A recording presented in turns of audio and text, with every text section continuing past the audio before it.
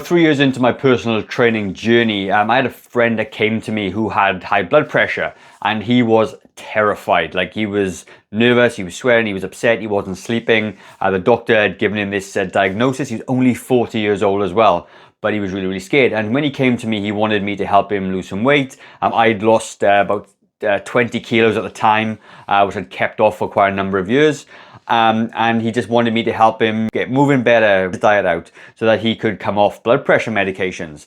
And the scary thing was, as soon as he went on medication, he lost all motivation for exercise and eating healthy.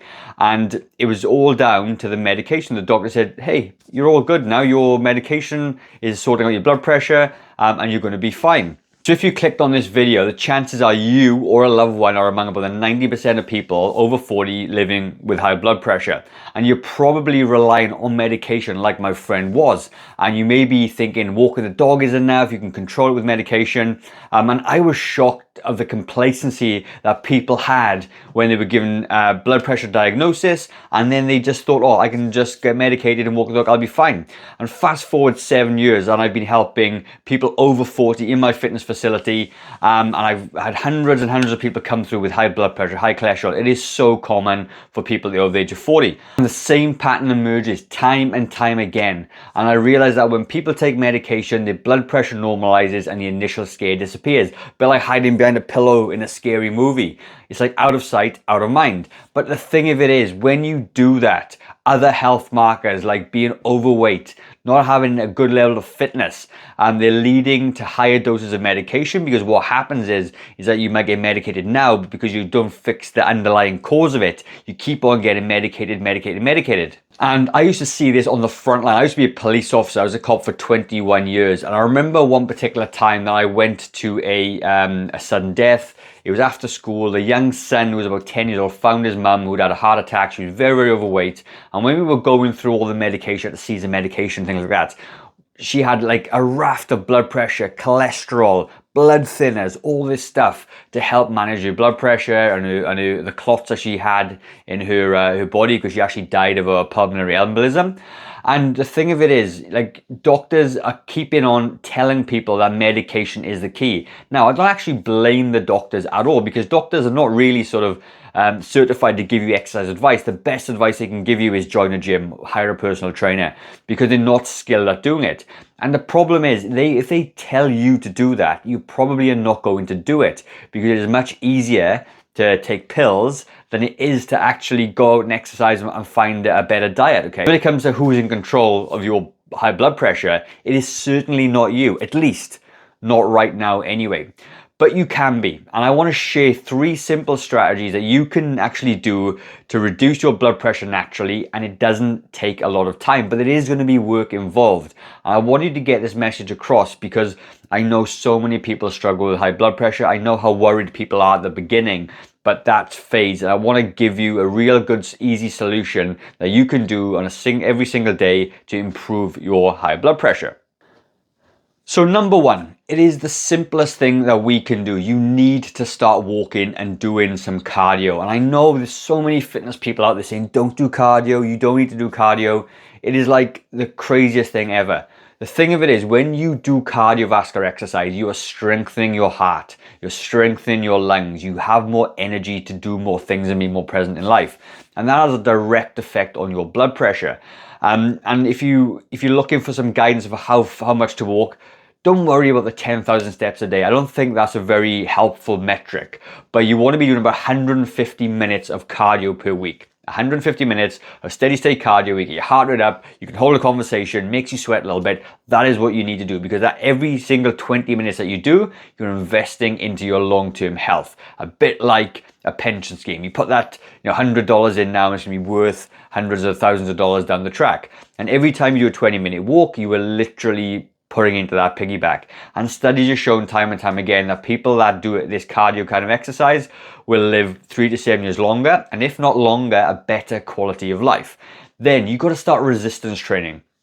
You need to start pumping some weights in the gym, and you don't need to do a crazy amount. You need to be doing about 30 minutes 3 times a week. And if you have no idea where to start, I've got a full strength program that you can follow. Just comment down in the comments below strength, I will send that over you. It is totally free. And what's really interesting about when you start doing these two things, cardio and resistance training, is that you can reduce your medication. I'm not going to promise you can do or come off the medication, but we've had a couple of people just recently in our fitness facility here, and that's why I'm making this video, that they've came into us, they told us they got high blood pressure. We start them exercising, doing exactly what I just spoken to you about. And two of these people over the course of a few months literally had these crazy dizzy spells, felt a bit faint, and they've gone back to the doctor. And it turns out that the medication that they were on is too high because they've become fitter and they've lost weight. And they haven't done a huge amount of stuff to get to where they want to get to. But we know that if you do some cardio, do some resistance training, it'll enhance the quality of the medication that you're on and the effectiveness of that. And you can take less medication. And less medication is always a good thing. And in fact, we've had people come off medication completely once they've lost, a whole bunch of weight and they're consistently exercising and doing resistance training. Then the next thing you might want to be thinking about doing is losing some weight, all right? And the fastest way to lose weight is to understand how many calories that you eat on a daily basis. And I know people say calorie counting doesn't work. Calorie counting does 100% work if you track it right. So if you're going to be tracking some calories, only do it for a week, just understand what you're doing. And then at the end, you can literally, reduce your calories by about 300 to 500 per day. That's going to be plenty for you to start losing about half a kilo per week or whatever that is in pounds. And when you start doing that, you're going to start to understand how many calories you need, you get good feedback, you're exercising now, and your weight will start to come off. And when you start to lose some weight as well, you have a lot of extra benefits because now you're fitter, you're stronger, you're now lighter, you're not carrying all that body fat around. You're removing some of the visceral fat, that's deep fat within your organs, which is like the sticky fat that causes heart attacks and strokes and all that sort of stuff, right?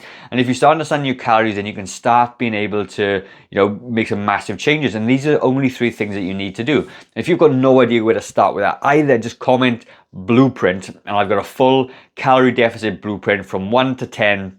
It shows exactly how to be in a calorie deficit and how to change your diet for the better, right? So what I want to say to you guys, you may think that you're in control of your blood pressure because you're medicated, but you are not. It is such a big thing, a big mask that gets pushed over your eyes.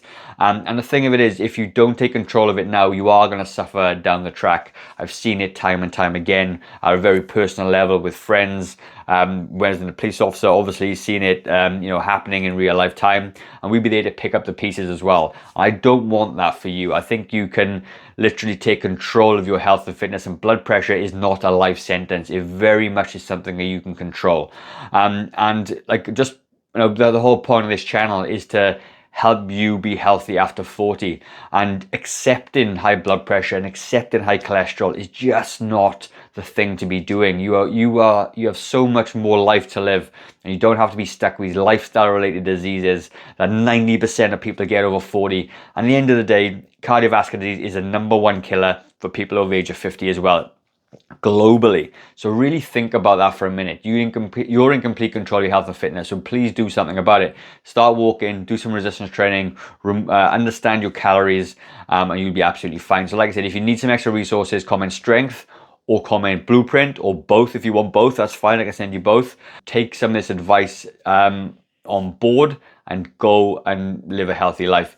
I'm going to leave a video in the top corner, which is walking for weight loss. I believe walking is the easiest, lowest barrier entry to exercise that you can actually get. So go and follow that video up over there, and I will see you in about a couple of minutes.